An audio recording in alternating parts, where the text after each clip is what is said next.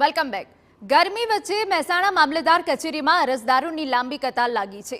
લોકોએ કર્યા ઢીલી કામગીરીના આક્ષેપ। હાલ સ્કૂલ કોલેજના વિદ્યાર્થીઓના વેકેશનનો સમયગાળો પૂરો થવાનો છે અને નવા એડમિશન શરૂ થવાના છે।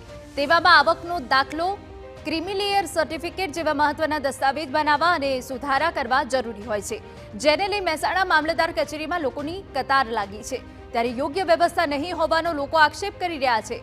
ગરમીમાં મંડપના છાંયડા અને પાણીની વ્યવસ્થા નથી, કર્મચારીઓ પણ ઢીલી કામગીરી કરે છે, જેના કારણે લોકોને ધક્કા ખાવા પડે છે।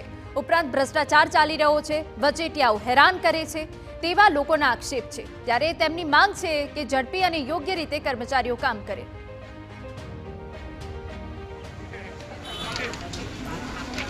મહેસાણા મામલતદાર કચેરી ખાતે આવેલા જન સેવા કેન્દ્રમાં ખરા બપોરે લાઈનો લાગી છે। આ લાઈનો આપ જોઈ શકો છો કે આવકનો દાખલો અને ક્રિમિલિયર સર્ટી લેવા માટે લાઈનો લાગી છે, પરંતુ આ ગરમીના કારણે હેરાન પરેશાન થતા લોકોમાં ક્યાંક ને ક્યાંક રોષની લાગણી વ્યાપી છે। શું પ્રશ્ન છે, શું પ્રશ્ન ઉભો થયો છે અને શું માગણી છે?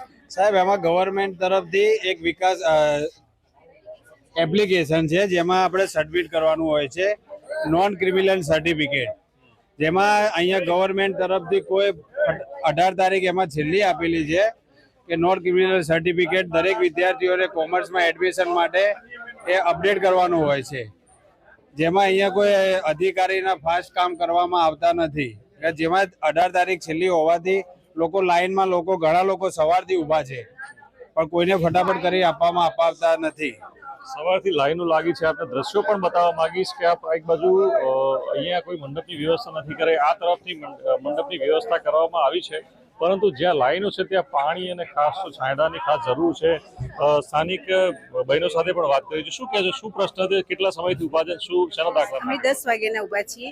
અમારે આવકનો દાખલો પડાવવાનો છે, આવકના દાખલા માટે ઉભા છીએ। 10 વાગ્યાના ઉભા છીએ, એટલી લાઈનો છે, છોકરાને અમે બધા સાથે ઉભા છીએ। તો આ 2 વર્ષનું જે આવકના દાખલાનો સમય મર્યાદા છે એ 2 વર્ષની જગ્યાએ કદાચ 5 વર્ષની કરી દો તમે, તો આ પ્રશ્ન ના રહે।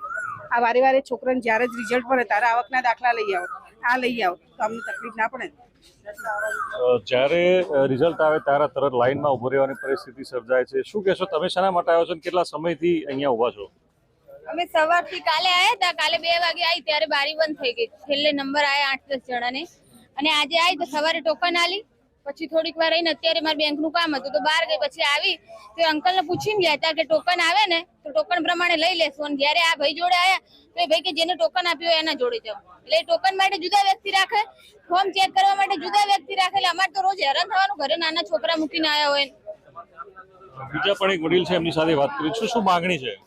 માગણી અમારી કાંઈ સોગંદનામામાં લૂંટ ચાલી રહી છે, એમાં સોગંદનામાની જગ્યાએ કોઈ પણ ડિક્લેરેશન ફોર્મ જે ચાલે છે મહેસૂલ ખાતાનું આપણા સોગંદ પેઢીનામા માટે કે 2 પત્તાના ફોર્મમાં ડિક્લેરેશન આલો એટલે સોગંદનામાની જરૂર પડતી હોય, ગુજરાત સરકારનો જ પરિપત્ર, તો એવું અમારે કરવાની જરૂર હોય। 500 રૂપિયા લે છે, કોઈ 200 લે, કોઈ 150 નોટરી કરી આવે, એટલે આ તો કમાઈ આલવાનું કરી સરકારે। આ રોજગાર આ રીતે આલ્યો સરકારે, આવી રીતે કે તમારા ખિસ્સા ખાલી કરાવી દેવાનું હોય, ઉભા રહેવાનું હોય, બધા આ પૈસાની લૂંટ છે, એ બંધ કરાવવાનું કરો સરકાર જોડેથી। અને ઓફિસોની અંદર ભ્રષ્ટાચાર એટલો ખતરનાક છે કે તમારા ઓકે કાગળ હોય તો તમને નવા ફણકા કાઢીને તમને મોકલી દેવાના ઘેર। જે અહીંના કર્મચારી છે એમની સાથે પણ વાત કરવાનો પ્રયત્ન કરીશું। અહીંયા જે લાઈનો થાય છે, શું વ્યવસ્થા કરાઈ છે, ને આપણે પ્રકારે આજે લોકો પ્રશ્નો કરી રહ્યા છે, શું કહેશો, એમાં શું વ્યવસ્થા કરવામાં આવે? વ્યવસ્થામાં એટલે આજે લાઈનમાં આવે એમને એક જણ અમે અંદર જવા દઈએ છીએ, જેથી કોઈ વચ્ચે ના જાય ને એમને કોઈ તકલીફ ના પડે।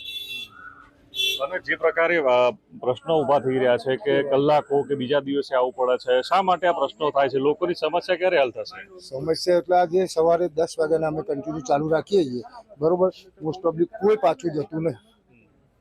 હવે અરજદાર કહે તો એમને પૂછો છો કે પાછા કેમ જાય, તો કોઈનું ડોક્યુમેન્ટ કોઈ અધૂરું હોય એના કારણે એના લેવા માટે પાછા ગયા, બાકી કોઈ એવું નહીં કે એમનું કામ ના થયું હોય।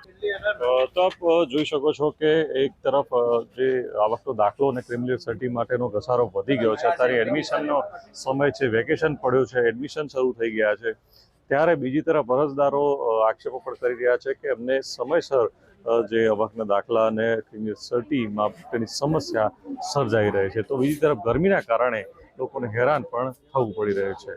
મહેસાણા